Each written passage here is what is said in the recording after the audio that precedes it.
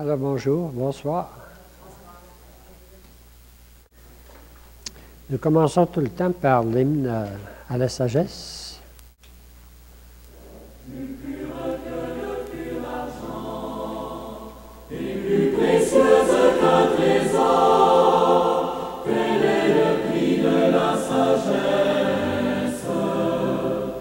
Bien plus belle qu'un diamant, et que toutes les chaînes d'or. Elle est la plus grande richesse, la sagesse. Elle est la plus grande richesse, la sagesse.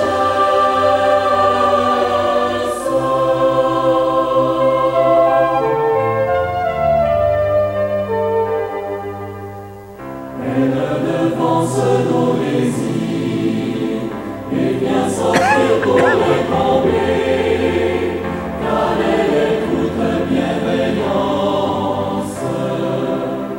Elle se laisse découvrir, elle se laisse contempler, par qui recherche sa présence, la sagesse.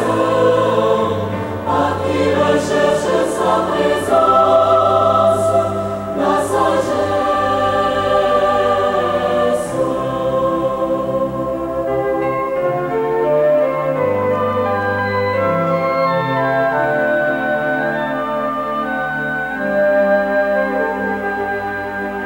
Quand elle arrive dans un cœur, elle en fait un ami de Dieu.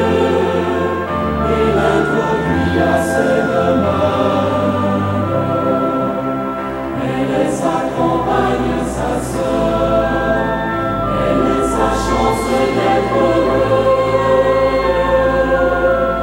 Elle est son guide et sa lumière, la sagesse.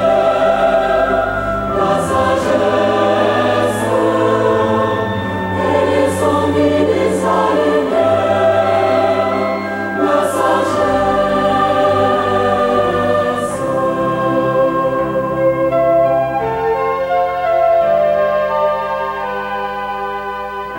Elle jouait tout près de Dieu, quand il songeait à l'univers, et de son rêve elle est complice. En survolant l'eau et le feu, et sur les plaines et les mers, elle était maître créatrice, la sagesse. Elle était maître créatrice, la sagesse.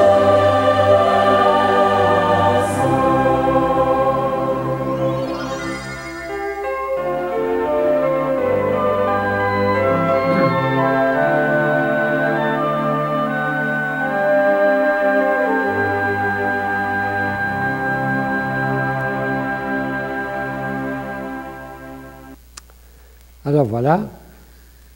Vous reconnaissez, j'espère, d'inspiration, des textes d'écriture qu'il a repris lui, à sa façon. J'espère que vous les reconnaissez un petit peu. Vous allez en reconnaître davantage aujourd'hui peut-être.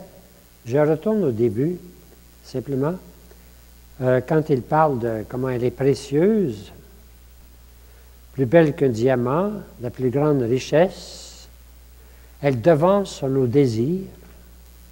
Elle vient s'offrir pour les combler. Elle est toute bienveillance. Retenez ces mots-là, ils vont être aujourd'hui. Elle se laisse découvrir. Elle se laisse contempler par qui recherche sa présence. C'est un mot qui revient tout le temps. Il faut chercher la sagesse. Quand elle arrive dans un cas, elle a fait un ami de Dieu, elle l'introduit à ses demeures. Elle est sa compagne et sa sœur. Elle a sa chance d'être heureux. Il interprète le livre de la sagesse. Elle est son guide et sa lumière, la sagesse. Le reste, bien, ça remontait davantage au livre. Elle s'amuse, c'est le livre des Proverbes. Hein? Alors, c'est pour dire que nous arrivons aujourd'hui au 6e livre la 6e rencontre sur la sagesse, les livres de la sagesse. Alors, c'est pas un sujet facile. Mais ça nous permet de faire une vue d'ensemble de toute la Bible. C'est pour ça que je vous ai donné ce tableau-là. Je le reprends tout le temps parce que ça nous donne une vue d'ensemble. Qu'est-ce qui compose la Bible et comment elle a été écrite. Ça prendrait des cours et des cours pour tout comprendre ça. Il faudrait aller suivre des cours d'université pendant une couple d'années. Mais ça nous donne une bonne vue d'ensemble. Alors, je répète tout le temps, il y a le courant qu'on appelle de la loi, qui se termine par le Pentateuque. La loi, tout le monde parle de la loi avec Moïse, tout ça, la loi, hein, avec un grand L. C'est un grand courant dans la Bible. Tout le monde se réfère à la loi, la Torah, hein, la loi. Mais la loi avec un grand L, ce n'est pas juste les 10 commandements. Pendant des livres et des livres, le livre de Lévitique, entre autres, des Nombres, on exploite toutes les lois sociales. C'est pour ça que le peuple d'Israël disait, il n'y a pas un autre peuple comme nous autres qui a une loi aussi bonne que nous autres. C'est extraordinaire. Et si vous allez un peu lire l'Exode, le livre de l'Exode, le livre des Nombres, vous voyez le peuple dans le désert. Ceux qui étaient à la conférence l'autre jour, le peuple a fait 40 ans dans le désert. Il ne s'est pas promené pendant 40 ans. À un moment, il s'est arrêté à un oasis. Peut-être 20 ans. Et c'est là que Moïse a bâti la loi, peu à peu.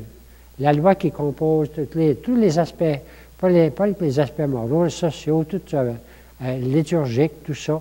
Toute la loi d'Israël est complète. Alors, c'est les Nombres, le Lévitique, et puis le Deutéronome, la deuxième loi qu'on appelle. Alors ça, c'est le courant de la loi. C'est bâti tranquillement pendant que le peuple est au désert, et ensuite, ça a continué à se compléter, et pour arriver un peu à... Et c'est pendant l'exil qu'on a finalisé, l'exil dont on a parlé souvent, c'est pendant l'exil qu'on a finalisé, on pourrait dire, le Pentateuque. L'exil a eu ce bon-là, c'est que, comme il se retournait vers la parole de Dieu, c'est là qu'ils l'ont mis, et c'est là que le Pentateuque a pris forme, la dernière forme que nous connaissons. C'est le grand courant de la loi. Le deuxième courant, c'est l'histoire. Bien là, l'histoire, c'est l'histoire sainte, comme on disait, c'est l'histoire des rois. Et le grand moment de l'histoire, c'est quand même l'exil, hein? Alors, le grand moment de l'histoire, mais l'histoire, c'est la séparation, un moment, des deux royaumes, le nord et le sud. Le nord qui disparaît, verset 120, disparaît parce que c'est les Assyriens qui s'en emparent et les dispersent. Et le sud, 120 ans plus tard, au début du 6e siècle, qui est amené en Babylone. Mais le sud ne disparaît pas. Il va revenir 50 ans plus tard. C'est le grand mystère de l'exil. Le royaume de Juda est amené en exil, mais il revient. Et c'est ça qui est le grand mystère. Tandis que Samarie disparaît, pratiquement, ou dispersée partout. Ça, c'est l'histoire sainte. Alors, l'autre grand courant, ce sont les prophètes qui apparaissent pendant l'histoire des rois, et puis surtout pendant l'exil, et puis qui viennent donner du cœur, on pourrait dire, au peuple, hein, lui donner le sens de sa vie, expliquer la loi, rappeler la loi, tout ça. Alors, les prophètes ramènent tout le temps le peuple à son Dieu, il y a un seul Dieu, puis ils ramènent tout le temps la loi. Et nous arrivons au 4e courant, celui de la sagesse, qui est bien différent des autres, mais un courant tout à fait spécial que nous avons vu, avec des grands livres. On a commencé par les proverbes.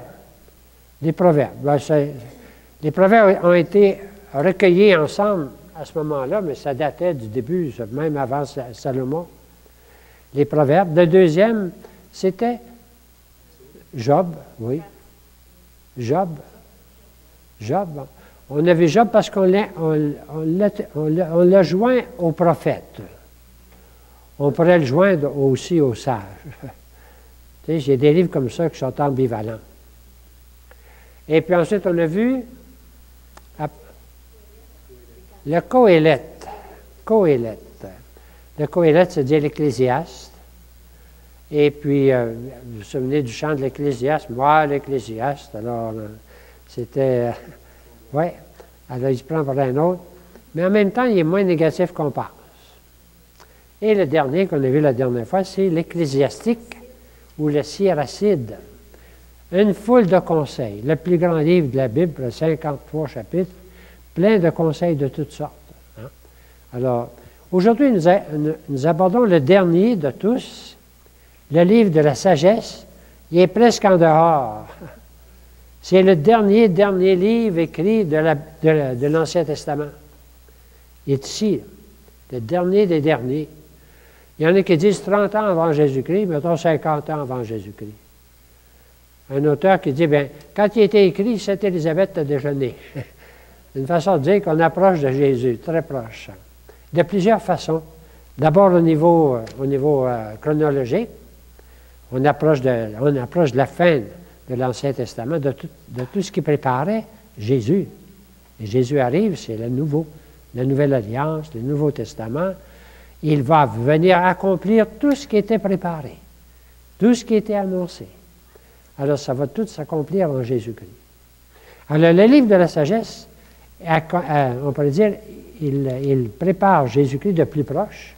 C'est peut-être le livre qui nous est le plus proche d'une certaine façon. Et il conclut un peu un courant de la sagesse. On a parlé de la sagesse à bien des points de vue. On vient de le voir dans le cantique de Robert Lebel, comment il a accueilli beaucoup de choses qui se disent sur la sagesse. Avec le livre de la sagesse, c'est plus des conseils comme les proverbes, l'Ecclésiastique, c'est plus des questions comme Job, c'est plus une histoire. Il va parler de la sagesse d'une façon particulière. Il va parler de la sagesse. C'est le livre de la sagesse. Et on va l'attribuer à Salomon, parce que Salomon est le type du sage. Salomon a vécu ici, hein? vers 1000, mettons 500 ici, et puis vers 950-900, Salomon a vécu là, il est marqué ici, mais on lui attribue le livre qui est écrit là. C'est clair que ce n'est pas lui qui l'a écrit, mais c'est lui qui parle. Un peu comme le Qoéleth, tu sais, moi, Salomon, là. Alors, on lui attribue aussi ce livre-là. Bon, avant ça, il faudrait corriger un peu le texte que vous allez devoir que vous aviez sur... J'espère que je l'ai. Vous aviez un devoir sur le Siracide, hein?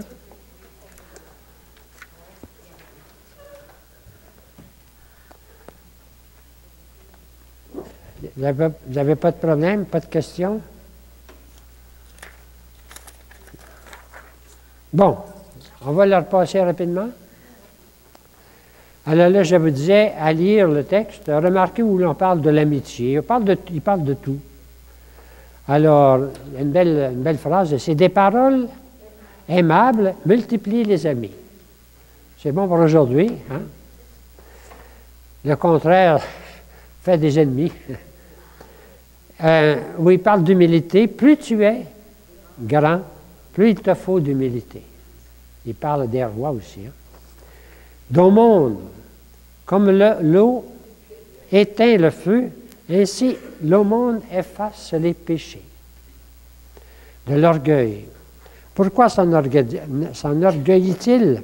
Celui qui est terre et sang, il est terre et cendre. De liberté. Aux hommes sont proposés la vie et la mort. La vie et la mort, il y a un choix. De la maîtrise de soi, ne te laisse pas entraîner par tes désirs. Hein?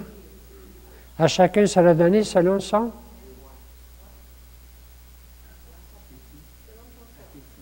choix, son appétit. Oui, hein? Il parle de parler de se taire. L'homme sage se tait au bon moment, jusqu'au moment. Une femme qui parle peu est un don du Seigneur.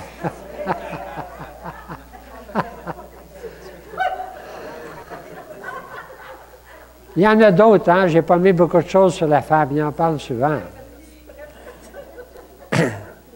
La paresse. Le paresseux est comparable à une pierre crottée. Des pauvres. Ne laisse pas le pauvre languir après son aumône, hein, ton aumône. Ne laisse pas attendre. Tu sais.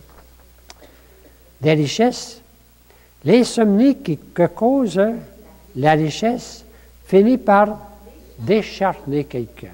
Il y a tellement de problèmes à garder son argent qu'il ne dort pas et qu'il finit décharné. C'est pas toujours vrai, mais c'est vrai des fois.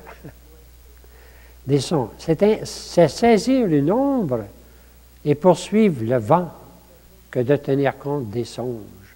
Une phrase pour aujourd'hui. Hein? De la création, par les paroles du Seigneur, ces œuvres existent. Il dit, vois, l'arc-en-ciel et bénis celui qui l'a fait. Hein? L'arc-en-ciel, c'est un exemple. Des ancêtres, faisons l'éloge de nos pères. Il y a beaucoup d'éloges. L'éloge de la sagesse, tout à l'heure, et les mots sur la sagesse à la fin. La sagesse proclame son propre éloge. Je suis sorti de la bouche du Très-Haut. J'ai marché dans la profondeur des abîmes. Venez à moi, vous qui me désirez, rassasiez-vous de mes fruits. Ceux qui me boivent auront encore soif. On va retrouver les mêmes choses un peu dans le livre de la sagesse de Salomon. On peut l'appeler le livre de la sagesse, le livre de sagesse de Salomon, mais Salomon, c'est donné comme auteur. Ce n'est pas la sagesse de Salomon, c'est le livre de la sagesse par Salomon. Correct? Alors, on va suivre votre feuille. Avant d'arriver au début, là, je vais le présenter tel qu'il est sur votre feuille. C'est toujours une présentation globale. Le livre se réclame de Salomon. C'est correct? Mais on s'aperçoit que c'est comme s'il écrivait à l'âge de 18 ans. Son père est mort, vient d'être nommé roi. Et puis, vous connaissez sa prière. Il est tout jeune. Il s'en va à Gabaon, je pense, sur une hauteur, puis il fait une belle prière au Seigneur. Et puis, il lui demande, il ne demande pas la richesse, il ne demande pas la puissance, il demande la sagesse. Et le Seigneur lui répond, parce que tu as demandé la sagesse, tu vas être le plus sage de tous les hommes. Puis en plus, tu vas être riche, puis tu vas avoir la santé en plus. Quand tu as 18 ans. Alors, ça réfère à un texte du livre des rois, où c'est raconté ça dans le livre des rois. Alors, le livre lui a été écrit à Alexandrie, non pas à Jérusalem. Donc, une ville grecque, mais où il y a une immense communauté juive. Peut-être, on dit peut-être 100 000 Juifs là, réunis ensemble, un peu comme les Juifs sont toujours un peu réunis dans... Bon. Alors, il y a une immense bibliothèque. C'est une ville extraordinaire que Alexandre avait fondée, mais qui s'est développée depuis 200 ans, 200 ans, là. Ça s'est développé beaucoup. Et ils ont créé là une bibliothèque extraordinaire. Je pense qu'il y avait 300 000 400 000 rouleaux. Tout ce qu'il y avait d'écriture chez les Grecs. Alors, surtout les Grecs qui avaient écrit beaucoup. Alors, c'était tous des rouleaux. Hein? Et puis, non seulement il y avait les livres, comme les livres d'Homère, par exemple, puis tous les auteurs grecs ont été sauvés là, pratiquement. Et puis, ils faisaient venir des savants. C'était pas rien d'avoir des livres. Il y avait des bibliothécaires, puis des savants. Alors là, et puis on les logeait à côté, pas loin, dans ce qu'on appelle un musée. Il y avait bibliothèque et un musée. Et musée, il y avait où on logeait les savants, toutes sortes de savants. Les savants en mathématiques qu'il y avait de ce temps-là, les Grecs, là, ils avaient beaucoup développé la science, en sciences, en toutes sortes de savants. Ils les accueillaient là, puis ils logeaient à ce qu'un endroit qu'ils appelaient musée. Puis là, j'ai appris d'où ça vient, le musée. Muse. C'était un peu sur la protection des muses. Puis on a gardé le mot musée, puis je pense qu'il n'y a personne qui pense aux muses aujourd'hui. Hein? Alors là, on garde toutes sortes de... Il y avait un jardin botanique, il y avait un jardin zoologique. Non, la ville d'Alexandrie, pas les Juifs, là, c'était une ville extraordinaire. Il y avait un port. un port extraordinaire. Alors, tellement qu'elle surpassait Athènes à ce moment-là, c'était la ville qui est tout en Méditerranée qui dépassait Athènes. Et surtout Rome. Rome n'était pas encore né au niveau culture. Bon. Un centre culturel sans égal, un port, des monuments, des écoles, bibliothèques et le reste. Et on est proche de la domination romaine. Occupation grecque, domination romaine, on peut mettre l'année à peu près 64.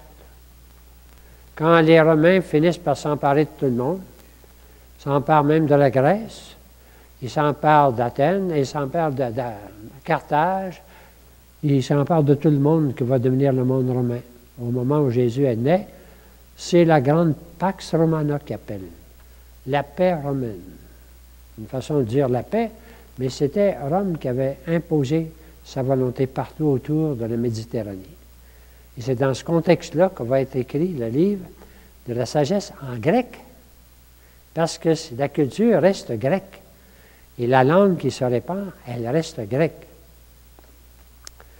Bon. Ça va pour ça? Alors, les Juifs sont regroupés. Comment est-ce qu'on appelle ça quand les Juifs sont regroupés? Hein? Le mot ne vient pas. Il y en a eu partout, encore pendant la dernière guerre. Là. Il va me revenir. Un ghetto, ah oui. C'est presque un ghetto. Tu sais.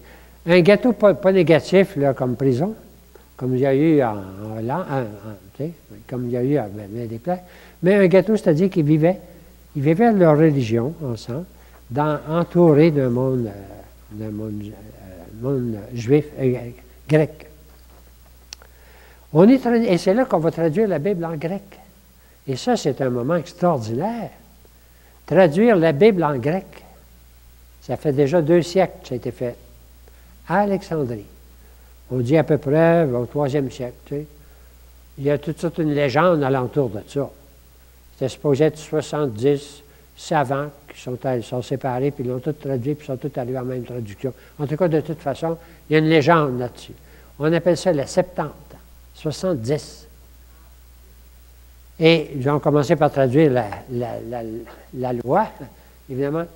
Ils ont commencé par traduire la loi. Mais comme lui n'était pas écrit, puis l'autre était encore en grec, c'est pour ça qu'ils n'ont pas été insérés dans la Septante.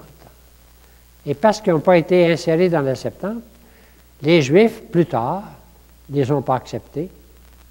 On les appelle deutérocanoniques.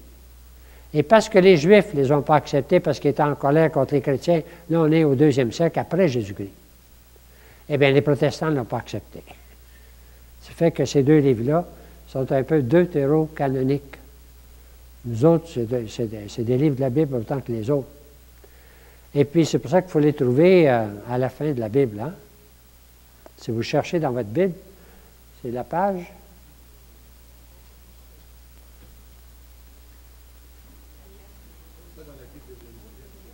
Jérusalem, ça sera peut-être ailleurs. Mais dans la Bible de la Tobe, qui est écuménique, vous les trouvez vers 1255, après les Maccabées et juste avant le Nouveau Testament.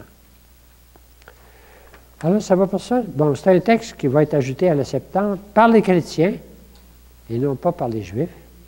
Et le dernier livre de notre Ancien Testament, écrit directement en grec, écrit dans une prose rythmée, avec tous les procédés littéraires connus. On l'a dit pour plusieurs auteurs, pas pour tout répéter ça ici, tous les procédés littéraires.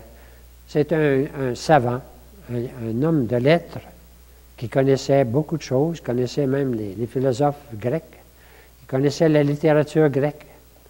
Et puis, il va être inspiré beaucoup, pas rien que par le langage grec, mais la pensée grecque. Et c'est peut-être lui qui va aller au plus haut, on va dire de dire sa foi dans des mots, dans une pensée grecque. Une pensée qui, des fois, est un peu abstraite. Vous allez voir, il y a beaucoup de mots abstraits. Mais c'est la pensée des Grecs qui essayaient pas tous les Grecs, mais il y avait tout un mouvement grec qui venait de Platon, entre autres, qui réfléchissait sur la personne humaine et puis qui disait que non, la personne humaine, c'est plus qu'un corps. Et les Grecs étaient arrivés à l'idée d'une âme. Ah oui. une âme qui allait survivre. Ils arrivaient à l'idée d'une âme qui allait survivre. Alors, c'était déjà préparé, ça. Et on étudiait ça quand on était jeunes, nous autres, en philosophie. Une bonne philosophie, dire, si on veut rendre compte de la réalité, il y a d'autres choses que de la matière. Hein? Le premier principe qu'on étudiait en philosophie, c'est que radix cognitionis est immaterialitas. Je m'en souviens en latin. La racine de la connaissance, c'est l'immatérialité. Parce que si c'était la matière, chaque fois qu'on a une idée, ça viendrait épouvantable. Et réfléchir, bien non, la base même de la réflexion, c'est l'immatérialité. Sans ça, bon, je ne connaissais pas tout le cerveau dans ce temps-là, puis tout ça, mais il y a quelque chose d'immatériel qui surpasse. Donc, il connaissait les esprits. Et il réfléchissait sur l'esprit. Et ça va être, on va voir comment ça va rebondir un peu dans le langage et dans la pensée pour exprimer la sagesse. La sagesse. Qui est la sagesse? Bon, je continue. Donc, le courant de la sagesse hébraïque va rencontrer la sagesse grecque. J'ai mis Saint Paul entre parenthèses, on va le retrouver plus tard. Et puis, il va s'inculturer à cette sagesse en parlant son langage et en montrant d'un côté la faiblesse de la sagesse des impies. Les impies, il ne faut pas trop mettre ça dur. Ça veut dire ceux qui n'ont pas de foi. Les pies, c'est ceux qui croient. C'est nous autres. Impies, ça veut dire ceux qui ne croient pas en Dieu. Sans piété, sans Dieu. Et la grandeur de la vraie sagesse qui vient de Dieu, qui est en Dieu, créateur de tout, c'est la sagesse d'Israël. La sagesse en un Dieu qui a tout créé et qui est très supérieure à une sagesse humaine qui réfléchit, mais qui ne peut pas dépasser ses propres limites. Alors, c'est ça qui va être monté surtout dans les livres de la sagesse et le dernier en particulier. On peut dire d'où l'opposition constante entre les impies et le juste. Ce que pensent les impies du croyant et ce que sera la vraie récompense du croyant. Un livre pour aujourd'hui. On est des croyants dans un monde qui est de moins en moins croyant. S'il y a un livre pour aujourd'hui, c'est bien celui-là. Tu crois encore à ça? Vous avez jamais entendu ça? Moi, je rencontre bien du monde qui est dans le milieu de travail. Tu crois encore à ça? Tu vas encore à la messe? Ah! Bien, c'est ça. C'est dans ce monde-là que les Juifs vivaient. Dans un monde où leur foi était mise en question. C'est un livre très actuel. Même s'ils vivaient comme Juifs ensemble, ils étaient toujours tentés aussi d'abandonner leur foi. Alors, le livre a été écrit pour cela. On y décrit la situation de celui qui ne croit plus en Dieu, qui le refuse, et qui alors se tourne vers les seuls plaisirs terrestres et devient dur pour les autres. Quand il ne croit plus en Dieu, les pauvres, on s'en débarrasse. Les veuves, les vieillards, ça ressemble à certaines choses qu'on vit aujourd'hui. C'est des poids, on s'en débarrasse. Mais on voit ça déjà l'image c'est un peu dur, dans son égoïsme, parce qu'il est tourné vers lui. Ça, c'est l'impie, le pire. C'est pas tout le monde qui est de même. Bon. Ainsi, mais en même temps, s'ouvre la conception de l'immortalité, plus que de celle de l'âme. L'âme qui dépasse, qui va continuer à vivre, ça, c'est la vision de certains Grecs, une vision philosophique. Mais l'immortalité vue par la foi, c'est autre chose que ça. L'immortalité. Mais le mot immortalité ne pouvait pas exister en hébreu. Il n'y avait pas de mot pour dire ça. Ils l'ont pris chez les Grecs. Il y a des mots comme ça qu'ils n'avaient pas. Alors, le langage grec, avec sa pensée, vient permettre aux auteurs, surtout de la sagesse, et ça va être la même chose avec Saint Paul, de dire la foi complètement. Ça va? Celle de la vie de Dieu, nous autres, l'immortalité, c'est la vie avec Dieu. Réponse enfin à la question posée par le livre de Job. Enfin, on a dans la Bible, dans l'Ancien Testament, la réponse au livre de Job. Vous vous souvenez de Job? Comment ça se fait? Hein? Je ne suis pas coupable. Tu sais, alors, on va voir. L'auteur connaît bien les grands courants philosophiques. Je ne suis pas un spécialiste là-dessus du tout, mais je les répète, ça serait toute une étude à faire. Et il refuse à la fois les conceptions des épicuriens. Est-ce que vous connaissez un petit peu? Épicure. Épicure, ce n'est pas le plaisir bête qu'on vient de décrire. C'est carpe diem. Profite de la vie, puis pas trop, parce que tu vas être malade. Épicure, c'est le plaisir, mais le plaisir, la vraie philosophie d'Épicure, on l'a beaucoup dans certains livres de Ronsard. Les poètes du 16e siècle, là, profitent de la vie. Mais on l'a déjà vu avec l'Ecclésiaste, pas trop, ça, vous vous souvenez? Comment est-ce qu'il chantait ça? Pas trop, là. Un peu, non, pas trop, hein? Oui, John Newton le chantait. Et les stoïciens, c'est le contraire. Okay? Stoïque. Alors, les deux pensaient que tout se désagrège, il n'y a rien que... quand on meurt, tout disparaît. Et c'est triste de voir qu'aujourd'hui, cette idée-là se répand. On meurt, puis tout disparaît. Bon. Alors, là, évidemment, l'auteur ici va résister à ça. Et même celle de Platon, des platoniciens, ont dit que l'âme survit, libérée du matériel, mais qui ne croit pas en Dieu. C'est juste humain. C'est vrai. Bon. La dépassant par une vie en Dieu pour le juste.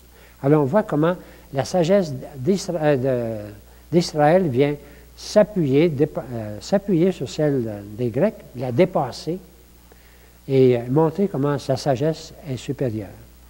Alors, les Grecs cherchaient une sagesse à dimension humaine.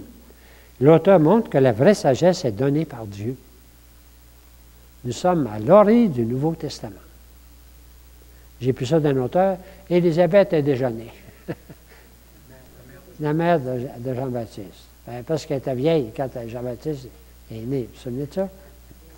On peut dire qu'elle avait 70 ans. Bon, en tout cas, c'est un miracle.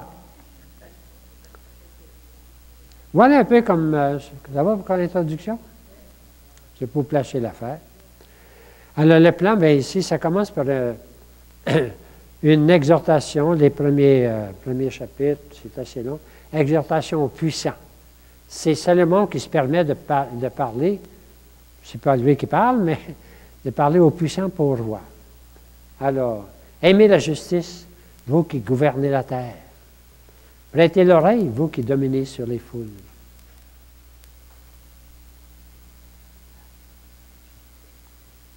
Un jugement rigoureux s'exerce contre les grands. Aux forts, une dure enquête est réservée. Ils vont être jugés plus sévèrement que les autres. On trouve ça ailleurs dans la Bible, hein? Déjà là. Bon, alors, il y a des paroles comme ça du livre de la sagesse qui ont été prises par les grands prédicateurs, dont Bossuet. Pour parler au roi. Il s'appuyait sur une de ces paroles-là de la sagesse pour parler au roi Louis XIV dans ses grands discours. Tu sais. Vous connaissez un peu Bossuet? Oui, les oraisons, puis les oraisons au roi aussi. Bon. Alors, dès le début, se pose la question de la mort. C'est lui qui pose la question de la mort. Une question fondamentale.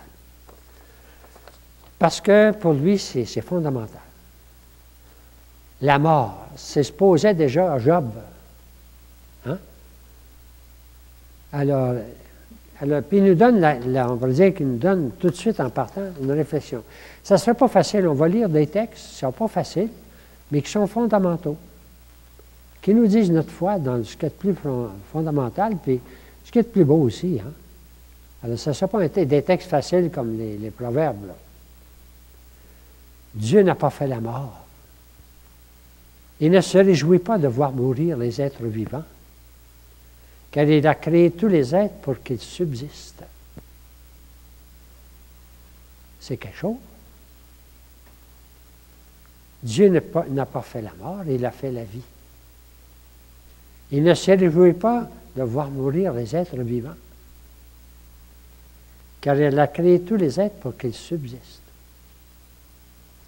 C'est un sage qui dit ça, éclairé par sa foi, hein, dans ce contexte. Donc, tout de suite en partant, Dieu a créé l'homme pour une existence impérissable.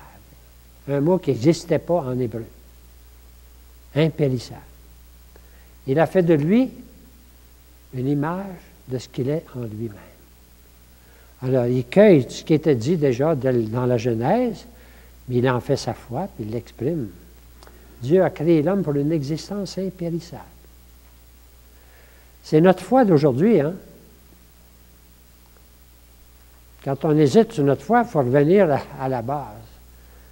Il a fait de lui une image de ce qu'il est en lui-même. C'est la Genèse. La mort est entrée dans le monde par la jalousie du démon. Et ceux qui se rangent dans son parti en font l'expérience. C'est encore une allusion à la Genèse, c'est le serpent qui a trompé Ève, qui a trompé Adam. La mort est entrée dans le monde par la jalousie du démon. Dieu n'a pas fait la mort.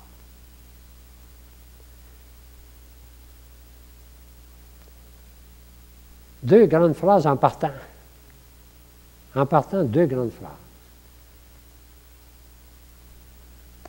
Mais ensuite, il va montrer l'erreur des impies, ceux qui n'ont pas la foi. Et puis, l'opposition entre les impies, ceux qui ont la foi, puis le juste, celui qui vit de sa foi. Alors, c'est la deuxième partie. Il commence par dire l'erreur des impies. On a lu ça la semaine dernière, le vendredi, à la messe sur semaine. Vous n'avez pas remarqué?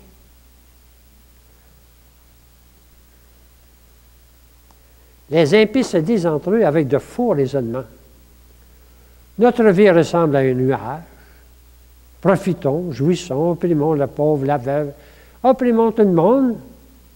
La vie se termine dans un nuage. Saint Paul va dire la même chose, hein? S'il n'y a pas de résurrection, amusons-nous, il n'y a plus rien. Mais il dit, il y en a une résurrection. Alors, on va retrouver la même. Puis s'il n'y a plus rien après, l'impie dit, de faux raisonnements. Notre vie ressemble à un nuage. Profitons, jouissons, opprimons le pauvre, la veuve, tu sais. Le vieillard, j'aurais pu le mettre là. C'est des poids. On s'en débarrasse. Et puis là, ils vont méditer le mal contre le juste. Ceux qui méditent le mal se disent en eux-mêmes, attirons le juste dans un piège, car il nous contrarie. Il s'oppose à notre conduite. C'est ça assez clair? Attirons le juste dans un piège, car il nous contrarie et s'oppose à notre conduite. Voyons si ces paroles sont vraies. Regardons où il aboutira. Si ce juste est fils de Dieu, Dieu l'assistera. Ça ne veut pas penser à d'autre chose? Jésus sur la croix. Hein? Si tu es fils de Dieu, ou bien Jésus dans le désert, Jésus sur la croix. Descends de la croix, puis on va croire en toi. Tu sais? Alors, le juste, c'est à la fois le juste de celui qui croit, mais on sent que c'est Jésus. On peut lire ces textes-là avec Jésus sur la croix. Si ces paroles sont vraies, regardons où il aboutira. Si ce juste est fils de Dieu, Dieu le sait. Et c'est les paroles. Soumettons-le à des outrages et à des tourments, et nous saurons ce que vaut sa douceur, et nous éprouverons sa patience. Des mots terribles qu'on peut appliquer à Jésus-Christ. C'est ce que Jésus a vécu aussi. Mais ce que vécu aussi beaucoup de justes. Et ce que vivaient les Juifs qui croyaient dans un monde incroyant, qui se sentaient menacés dans leur foi, menacés ou bien en tout cas, on pourrait dire plus, oui, menacés, oui. Eh bien, comme beaucoup de croyants aujourd'hui, à travers l'histoire, c'est tout le temps la même chose. ceux qui croient, puis que les autres, mais ils nous dérangent. Ils nous dérangent rien que parce qu'ils croient. Ils nous dérangent parce que nous autres, on ne croit pas. Alors, c'est l'erreur des impies. Ainsi raisonnent-ils, mais ils se trompent. Leur perversité les aveugle. Dernier livre de l'Ancien Testament. C'est quelque chose. Ça prenait tout l'Ancien Testament pour arriver à dire des phrases comme ça. Puis on est à l'orée du Nouveau Testament. Alors, là, ça continue, mais le juste, lui, le sort du juste, qu'est-ce qui lui arrive? On l'a menacé,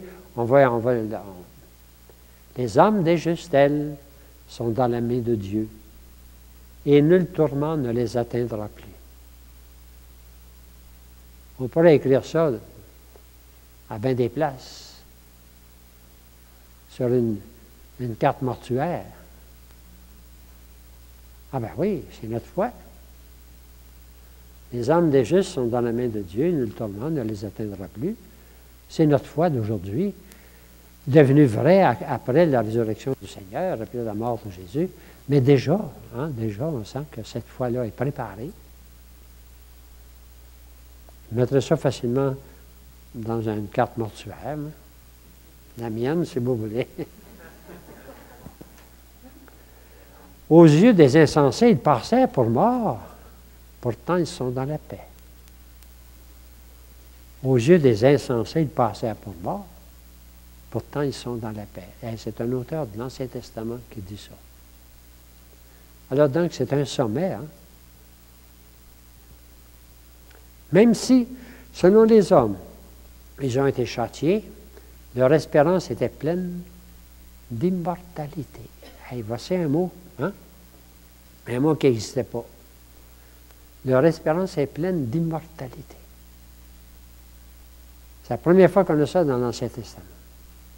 C'est un sommet. Nous autres, ça nous est tellement naturel qu'on ne se rend pas compte comment c'est devenu un sommet. Et c'est que Jésus va rendre ça réel. Et lui, il continue. Dieu les a éprouvés, les a trouvés dignes de lui, comme l'or creusé, il les a épurés, comme l'offrande d'un holocauste, et il les a accueillis. C'est toute beauté, le sort du juste vu dans cette vision. C'est notre espérance, notre espérance de croyant. Elle est déjà dite. C'est notre espérance, être dans les mains de Dieu. Au temps de l'intervention de Dieu, ils resplendiront. Ils courront comme des étincelles à travers le chaume. Le Seigneur sera leur roi pour toujours. On ne peut pas mieux dire. Ça va?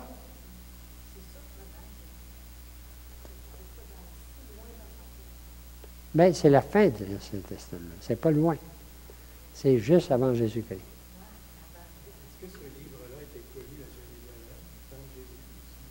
Ah oui, oui, oui.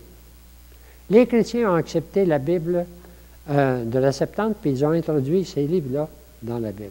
C'était un livre écrit en grec. Oui. Est-ce que les Juifs de Jérusalem, au temps de Jésus, connaissaient? Ah, bien, tous les Juifs, je ne dirais pas. Ceux qui parlaient grec, oui. Parce qu'il n'était pas écrit en hébreu. Mais les Juifs cultivés le moindrement parlaient grec. Oui. Et ce n'est pas fini. Ceux qui se confient en lui, en Dieu, comprendront la vérité. Ceux qui restent fermes dans l'amour demeureront auprès de lui. Alors voilà comment il exprime la foi, notre foi déjà d'avance, avec un langage extraordinaire. Alors, car il y a grâce et miséricorde pour ses élus. Un juste, même s'il meurt avant l'âge, connaîtra le repos. La vision d'un peu des anciens, c'est-à-dire, si tu vis vieux, c'est la grâce de Dieu. Hein? C'est ça qui est la grâce de Dieu, mais lui, il dit, attendons, c'est pas ça, la vieillesse. La vraie vieillesse, c'est la sagesse. Car la vieillesse estimée n'est pas celle du grand âge. Elle ne se mesure pas au nombre des années. C'est un sage qui parle, dans la foi. La sagesse tient lieu de cheveux blancs. Même de cheveux blonds. Ah, pour l'homme, c'est les cheveux blancs.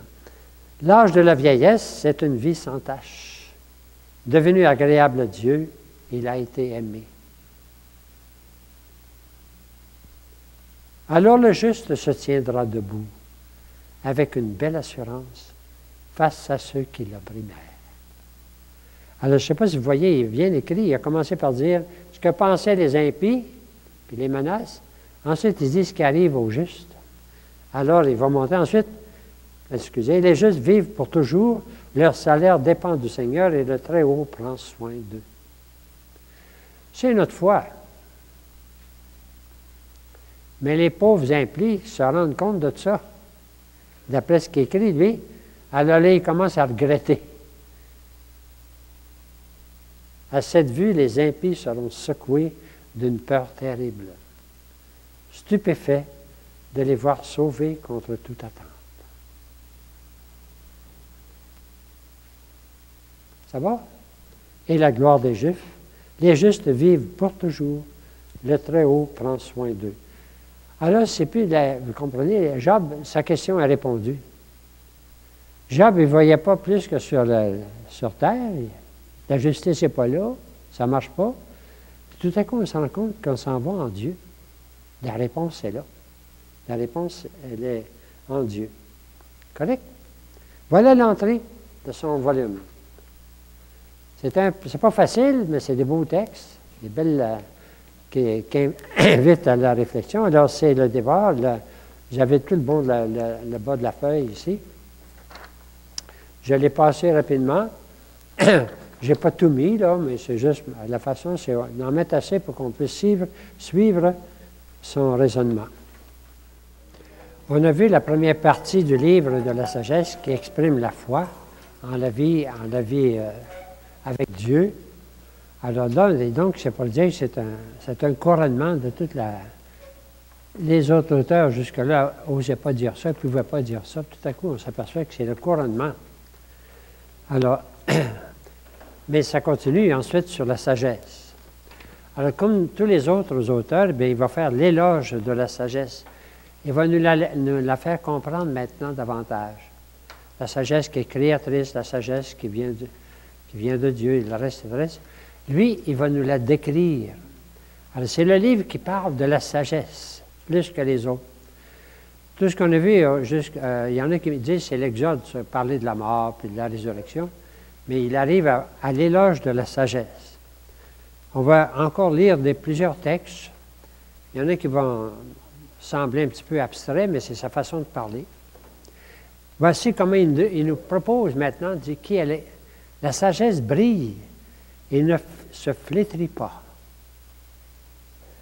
Elle se laisse voir aisément par ceux qui l'aiment, trouvée par ceux qui la cherchent, se faisant connaître la première. C'est pas la première fois qu'on a cette phrase-là, pratiquement. Elle se fait connaître la première. Elle brille et ne se flétrit pas. Ça, c'est un langage grec. Elle ne se flétrit pas. Elle brille comme le soleil, elle ne se flétrit pas. Il emprunte un langage, une pensée, on pourrait dire, pour parler de la sagesse. Elle se laisse voir aisément par ceux qui l'aiment, trouvée par ceux qui la cherchent, se faisant connaître la première. Je répète parce que c'est tellement beau, correct?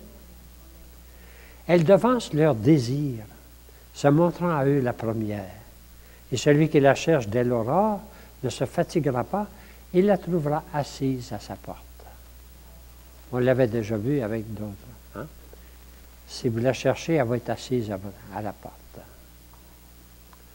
Celui qui la cherche dès l'aurore ne se fatiguera pas, il la trouvera assise à sa porte. Les traductions ne sont pas toujours les mêmes. Hein? De son côté, elle circule en quête de ceux qui sont dignes d'elle. La sagesse cherche ceux qui sont dignes d'elle. Elle leur apparaît avec bienveillance.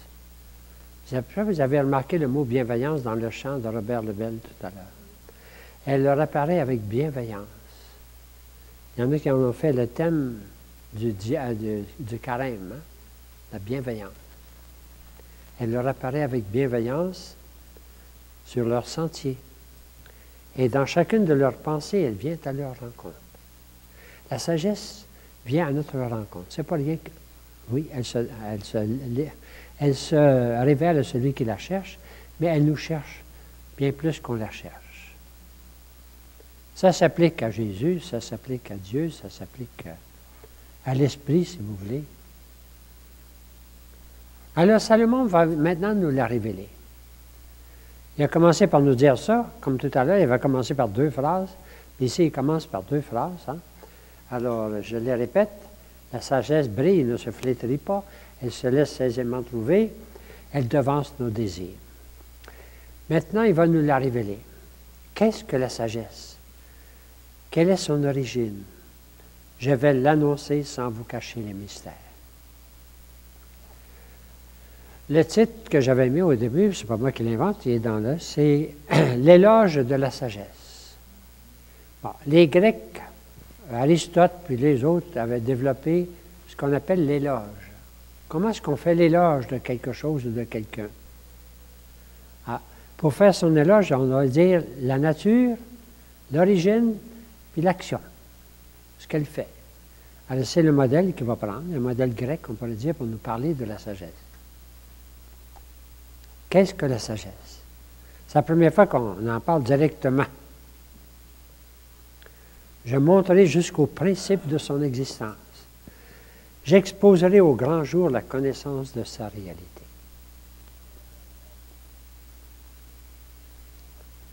Que Dieu m'accorde de parler avec intelligence et de concevoir des pensées dignes des dons reçus. Car c'est lui qui guide la sagesse et dirige les sages. Déjà, on sent que c'est Dieu qui va la donner. La sagesse vient de Dieu. Elle dépasse la pensée humaine. C'est la sagesse telle que comprise dans toute la Bible. Alors, sa nature, les titres, c'est moi qui les mets, hein, juste pour diriger. Il y a en elle un esprit intelligent, saint, unique, multiple, subtil, mobile, distinct, sans tache, clair, inaltérable, aimant le bien, diligent, indépendant, bienfaisant, ami de l'homme, ferme, assuré, tranquille, qui peut tout, surveille tout, pénètre tous les esprits, les intelligents, les purs, les plus subtils. Aussi, la sagesse est-elle plus mobile qu'aucun mouvement. À cause de sa pureté, elle passe à travers tout. Vous voyez toute la philosophie grecque là, qui est mise en... L'âme passe à travers tout. C'est immatériel. C'est la sagesse, elle est immatérielle, elle est pure, elle est parfaite. Toute une série d'adjectifs qui ne finit plus, hein? Ça va? Je les répète parce que c'est trop, hein? Sa nature, il y en a un esprit intelligent, saint, unique, multiple, subtil, surtout subtil. Un esprit, hein? Mobile, distinct, sans tache, clair, inaltérable, parfait. Comment dire la nature de la sagesse? Bien, il l'a décrit avec toute une façon de décrire l'esprit parfait, on pourrait dire. Indépendant, bien fait. Alors, il ne finit pas de dire des choses sur la sagesse pour dire ça. Bon, c'est un peu abstrait pour nous autres, mais c'est toutes des belles choses. Correct? Alors, son origine, ce qu'elle est, sa nature, son origine. Deuxième élément, premier élément, sa nature. Deuxième élément, son origine. Elle est une effluve de la puissance de Dieu. Une pure irradiation de la gloire du Tout-Puissant. On s'aperçoit que la sagesse, c'est Dieu. C'est Dieu. La sagesse est en Dieu, c'est Dieu. Elle est effluve de la puissance de Dieu. Comme disait l'autre, je suis sorti de la bouche du Très-Haut. La sagesse, c'est Dieu, finalement. Son origine, c'est Dieu. Elle est un reflet de la lumière éternelle. un miroir sans tache de l'activité de Dieu, une image de sa bonté. C'est assez?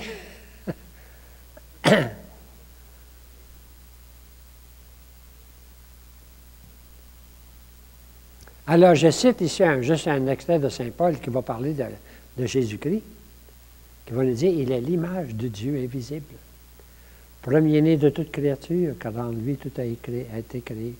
On pourrait citer aussi l'Épître aux Hébreux. Tu sais. Il est le miroir de Dieu. Ce qu'on va appliquer à Jésus-Christ, c'est déjà dit ici, de la sagesse. Alors, les trois éléments de l'éloge, c'est la nature, l'origine et l'action, tout ce qu'elle fait. Troisième élément, c'est son action. Comme elle est unique, elle peut tout, demeurant en elle-même. C'est Dieu. Elle renouvelle l'univers et au long des âges, elle passe dans les âmes saintes pour former des amis de Dieu et des prophètes. Elle renouvelle l'univers et au long des âges, elle passe dans les âmes saintes pour former des amis de Dieu et des prophètes. C'est l'Esprit Saint, si vous voulez. C'est Dieu. C'est la sagesse.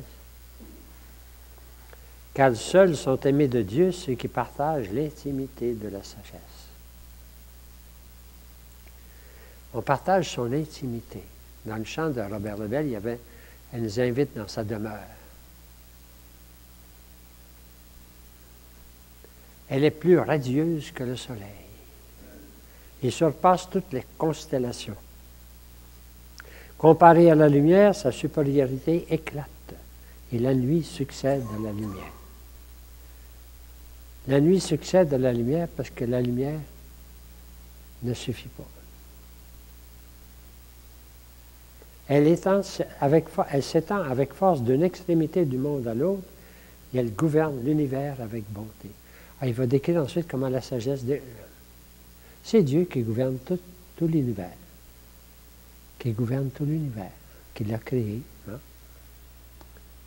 Voilà.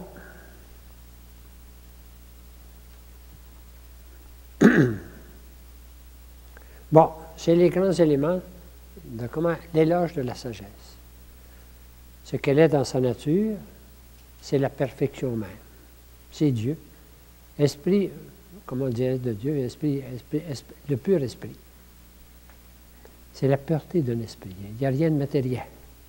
Le mot immatériel n'était pas un mot hébreu, c'était un mot grec. Il n'y a plus de matière. Et puis comme il n'y a plus de matière, bien, tout est parfait. C'est Dieu lui-même.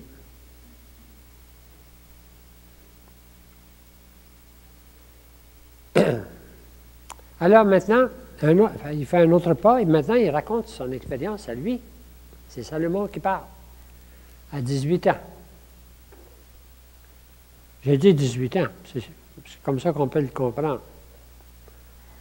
J'ai prié et l'intelligence m'a été donnée, la sagesse.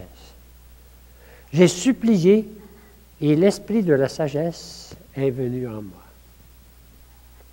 L'importance de la prière. Je l'ai aimé plus que la santé et que la beauté.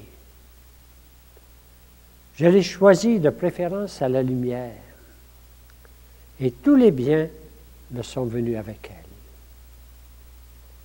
Je l'ai aimé plus que la santé et la beauté, on l'avait déjà vu ça avec l'Ecclésiastique, je pense. Je l'ai choisi de préférence à la lumière, tous les biens me sont venus avec elle. Plus que la santé et la beauté, je l'ai aimé. Et j'ai décidé de l'avoir pour lumière, car sa clarté ne connaît pas de déclin. C'est Dieu. On reconnaît des phrases de Robert Lebel ici, là. Hein? Je ne sais pas si ils vous reviennent un petit peu. C'est elle que j'ai aimé et recherché dès ma jeunesse. Plus que ça, il a voulu l'épouser. J'ai cherché à en faire mon épouse. Et je suis devenu l'amant de sa beauté. Il a épousé la sagesse. Il a épousé Dieu. Plus que toute chose. Je l'ai aimé et recherché dès ma jeunesse. J'ai cherché à en faire mon épouse. Je suis devenu l'amant de sa beauté. Je résolus donc d'en faire la compagne de ma vie, sachant qu'elle serait ma conseillère pour le bien, mon réconfort dans les soucis et le chagrin. Il n'y a pas de limite à la sagesse. Hein? Il n'y a plus de limite ni dans ce qu'elle est, ni dans ce qu'elle donne, alors ni dans sa nature, ni dans son origine. Alors, il n'y a pas de limite. J'obtiendrai grâce à elle l'immortalité. Et je laisserai à la postérité un souvenir éternel. Des mots qui n'existaient pas en hébreu. L'immortalité éternelle. Alors, tout à coup, il prend conscience avec la culture grecque lui donne, lui ouvre, on peut dire, toute cette pensée. Rentré chez moi, je me reposerai près d'elle, car sa société ne cause point d'amertume. Comme une épouse quand on rentre le soir. J'allais de tous côtés cherchant comment la prendre pour épouse.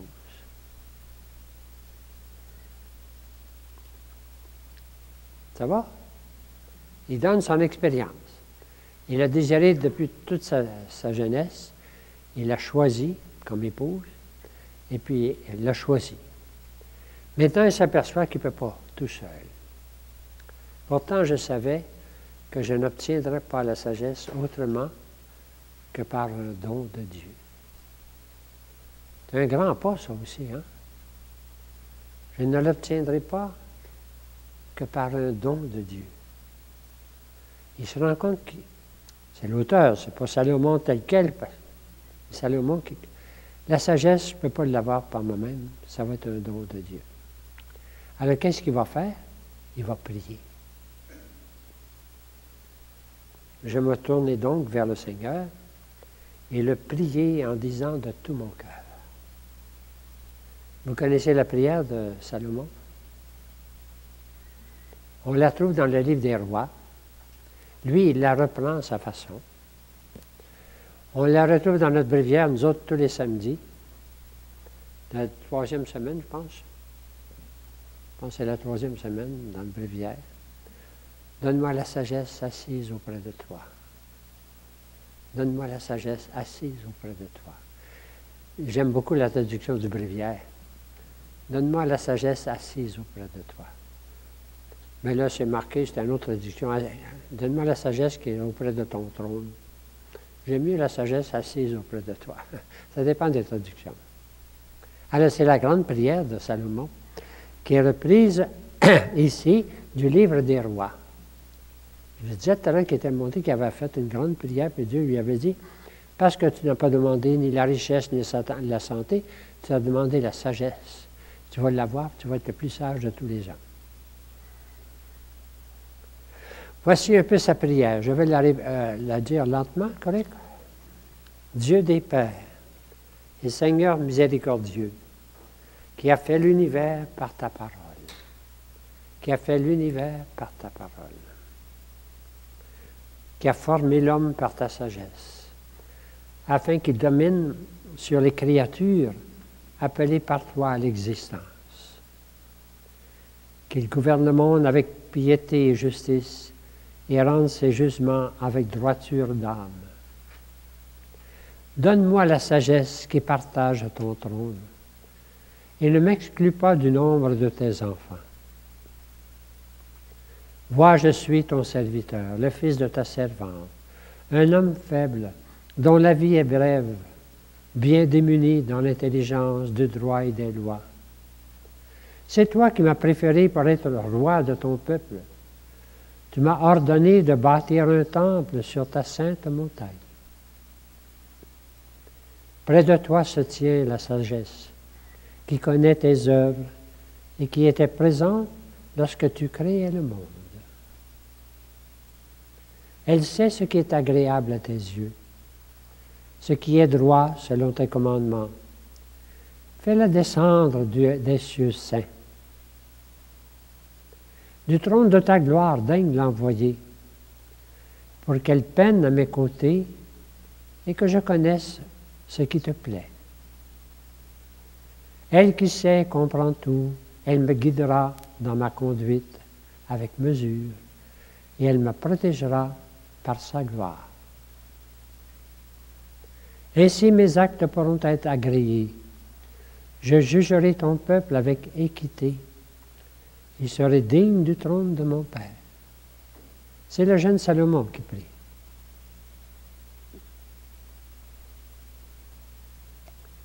Voilà la prière pour demander la sagesse.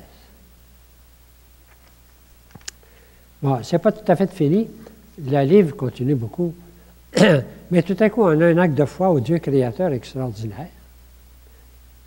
Alors, je l'ai mis en bref ici. Des paroles pour nous autres d'aujourd'hui. Hein? Qui aurait connu ta volonté? Là, il se tourne, c'est comme l'auteur, c'est un peu Salomon qui parle, c'est l'auteur qui parle à Dieu. Qui aurait connu ta volonté si tu n'avais pas donné la sagesse et envoyé d'en haut ton Esprit Saint? La sagesse, l'Esprit Saint, Dieu, c'est tout un. Seigneur, tu as pitié de tous les hommes. Tu fermes les yeux sur leurs péchés pour qu'ils se convertissent. Ça, c'est l'Évangile. Dieu a envoyé son Fils dans le monde, pas pour condamner le monde, mais pour le sauver. Je suis venu pour les pécheurs, mais pour qu'ils se convertissent. Pas pour les justes. Hein? Alors, c'est l'Évangile déjà. Tu aimes tout ce qui existe. Et tu n'aurais pas créé un être en ayant de la haine envers lui. Dieu a créé par amour. Tout ce qui existe, c'est le fruit de l'amour de Dieu. Ça, c'est une phrase extraordinaire. Tu aimes tout ce qui existe. Parce que si tu ne l'avais pas aimé, tu ne l'aurais pas créé. Comment aurait-il conservé l'existence si tu ne l'y avais pas appelé? Tu épargnes tous les êtres parce qu'ils sont à toi. Maître qui aime la vie, toi dont le souffle impérissable anime tous les êtres. Un autre mot qui n'existait pas, impérissable. Il n'y a pas de Dieu en dehors de toi, Seigneur. Toi qui prends soin de toutes choses. Ta force est à l'origine de ta justice. Tu n'as qu'à vouloir pour exercer ta puissance. Alors, ça va? C'est comme profession de foi, on ne peut pas avoir plus, sinon l'Évangile. Et même avec l'Évangile, on est déjà dedans. L'autre partie, je ne l'ai pas détaillé ici, mais je vais vous dire en quelques mots. Ensuite, il va tout relire l'histoire d'Israël. Il va tout la relire avec l'action de Dieu dans cette histoire. L'histoire du début, le déluge, tout, le délai. Alors, toute l'histoire d'Israël va y passer. Mais là, il la relie. L'action de la sagesse dans l'histoire d'Israël est contre les idoles. Alors, il va décrire toutes les idoles en opposition avec le Dieu d'Israël. Il y a des peuples qui adorent la nature. Il dit, c'est pas si mal. Ils sont déjà vers là. Ils ne vont pas aussi loin parce qu'ils ne découvrent pas l'auteur de la nature. Saint Paul va dire la même chose. La nature parle de Dieu. Il y en a qui font de la nature des idoles. C'est pas si mal.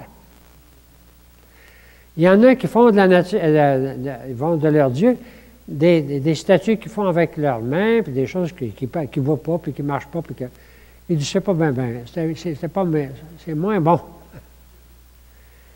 Alors, tous les Grecs avaient toutes sortes de dieux, hein, ils avaient inventé toutes sortes de dieux. Alors, donc, ils imposent toujours le vrai Dieu à toutes les idoles. Mais les pires, c'est les Égyptiens. Ils font des dieux avec des animaux. Ah, il dit, non, ça c'est l'idolâtrie le pire pour lui. Il oppose toutes ces idolâtries à la vraie sagesse de Dieu, à Dieu lui-même. Puis il raconte l'histoire d'Israël à travers par une opposition avec toutes ces idoles. C'est très long, mais ça vaut la peine de le lire. Je ne le développe pas ici parce que ça aurait été un petit peu énorme. Correct? Il termine en disant l'action de la sagesse dans l'histoire. La foi face à l'idolâtrie sous 3 formes, les astres, la nature, les statues et les animaux. L'action de Dieu Tout-Puissant, c'est patiente. Il montre comment Dieu aurait pu être bien pire, bien plus dur que ça. Même avec les Égyptiens, il a patienté pas mal. La patience de Dieu paraît. Et comment les créatures sont les instruments de Dieu. Il va raconter toute l'histoire des Égyptiens quand ils ont fui l'Égypte avec l'Exode. Ben, il a envoyé des sauterelles. C'est pas si mal. C'est pas si pire. C'est comme, il montre comment Dieu, il sert de la nature, mais c'est pas si grave. Il y aurait bien pire que ça. Alors, c'est un peu comme ça qu'il termine son volume, toute une histoire, toute la relecture de l'histoire, comme l'action de la sagesse. C'est l'action de Dieu, l'action de l'Esprit. Alors voilà un peu le livre de la sagesse. Il termine en tout Seigneur, tu vas exalter et glorifier ton peuple. Voilà. On vient de lire le dernier livre des sages et le dernier livre de l'Ancien Testament.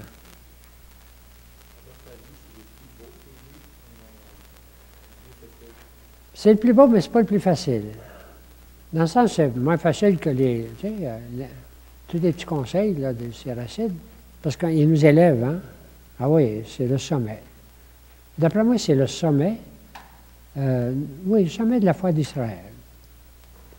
C'est ma façon de le dire. C'est un sommet de la foi d'Israël, exprimé dans le livre de la sagesse, dans le Coran de la sagesse, qui était déjà préparé par les prophètes. Beaucoup, par toute mais on ne peut pas demander plus. Puis là, on arrive, puis maintenant, ça va être Jésus qui va accomplir tout ce mystère de la sagesse. Je pense que ah oui, j'ai un petit texte. C'est juste pour terminer. Une phrase qu'on va choisir dans le livre de la sagesse, qu'on cite le jour de Noël des fois. Un silence paisible enveloppait tous les êtres. La nuit était au milieu de sa course. Vous avez déjà entendu ce texte-là? Alors la parole toute-puissante, quittant les cieux et le trône royal, bondit en ce monde. C'est un texte qu'on emploie pour le jour de Noël. C'est déjà l'incarnation de Jésus. Et le Verbe s'est fait chair. Tu sais? La parole de Dieu qui se fait chair. Bon, je l'ai sorti du contexte. Parce que dans le contexte, c'est pas ça. Elle bondit pour détruire le mal. Mais nous autres, on l'emploie à Noël pour dire, le silence paisible enveloppait tous les êtres. C'est la nuit de Noël. La nuit était au milieu de sa course. Alors la parole toute puissante, quittant les cieux et le trône royal, c'est l'incarnation. C'est l'incarnation de Jésus-Christ. Ça ne peut pas être plus beau. C'est pour ça qu'on est rendu presque à l'Évangile. On peut terminer de 2 façons. On peut relire la prière de Salomon, ou bien on peut réécouter le chant.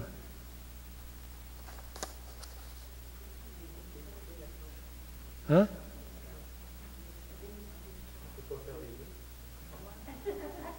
On peut faire les deux. On peut faire les deux.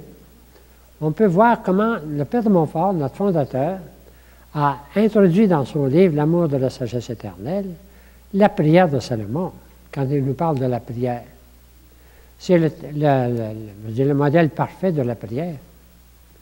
On va écouter, OK, le Père de Montfort. Correct? Ensuite, on mettra le chant, parce que ça va nous... Le chant, il prend tout ça, hein? Le chant de Robert Lebel. Avant qu'on écoute, j'ai une question à vous poser. Il y avait combien de gens ici qui ont assisté au cours sur le dernier livre de la Bible? L'Apocalypse. Qui était ici? Bon. Bon. C'est parce qu'il y en a qui aimeraient le prendre, mais moi, je ne peux pas pour la prendre. C'est quelque chose. Bon, ça pourrait être un sujet pour la prochaine. Mais quand on l'a vu une fois, tu sais, peut-être. C'est quelque chose, le livre de. Bon. On écoute, Philippe. Le Père de Montfort qui a redit à sa façon le texte de Saint-Louis-Marie de Montfort. C'est-à-dire le texte de. Vous l'avez ici sur votre feuille bleue, tel qu'il est redit par Saint-Louis-Marie de Montfort. Prière de Salomon pour obtenir la divine sagesse. Oh, plus fort.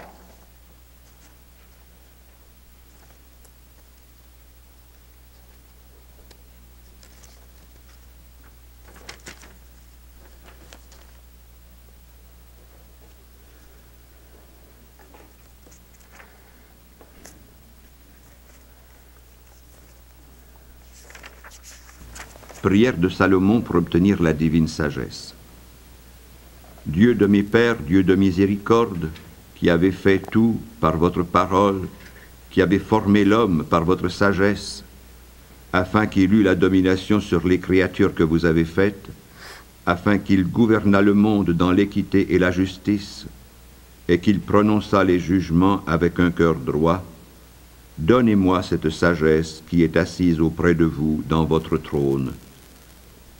Ne me rejetez pas du nombre de vos enfants, parce que je suis votre serviteur et le fils de votre servante, un homme faible qui doit vivre peu et qui suis peu capable d'entendre les lois et de bien juger.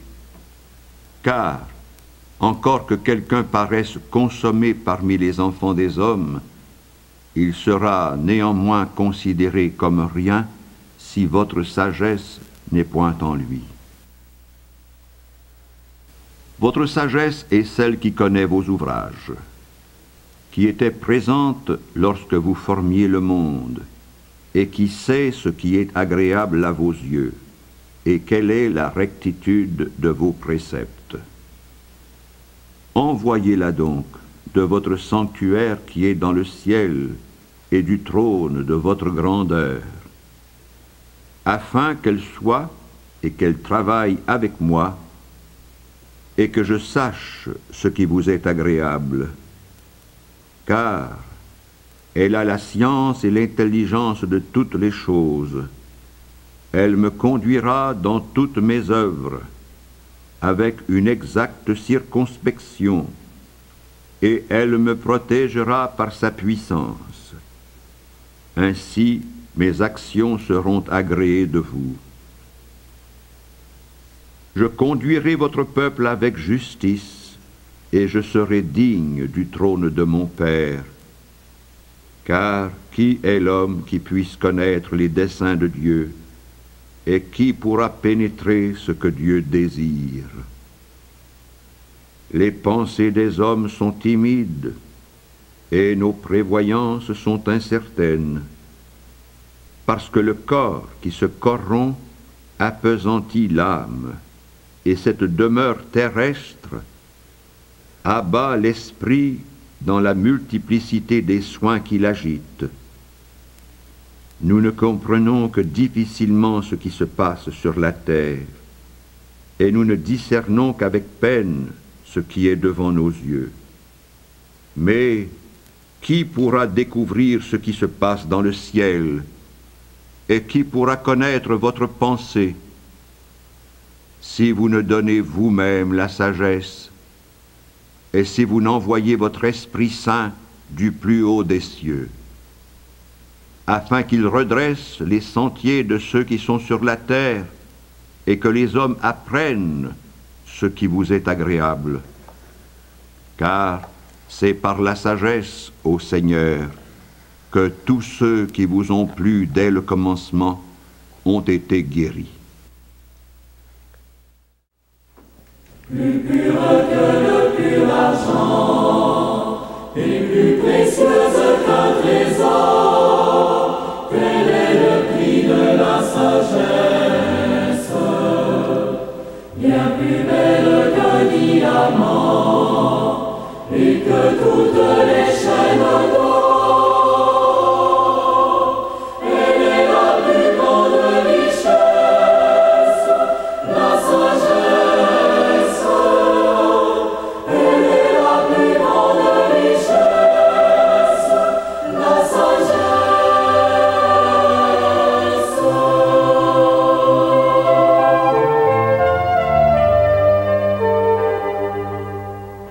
Elle devance nos désirs et vient s'offrir pour les combler, car elle est toute bienveillance.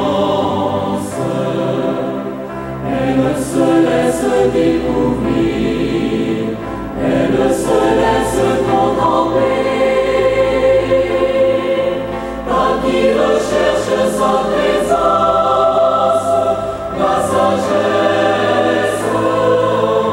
Par qui recherche sa présence, la sagesse.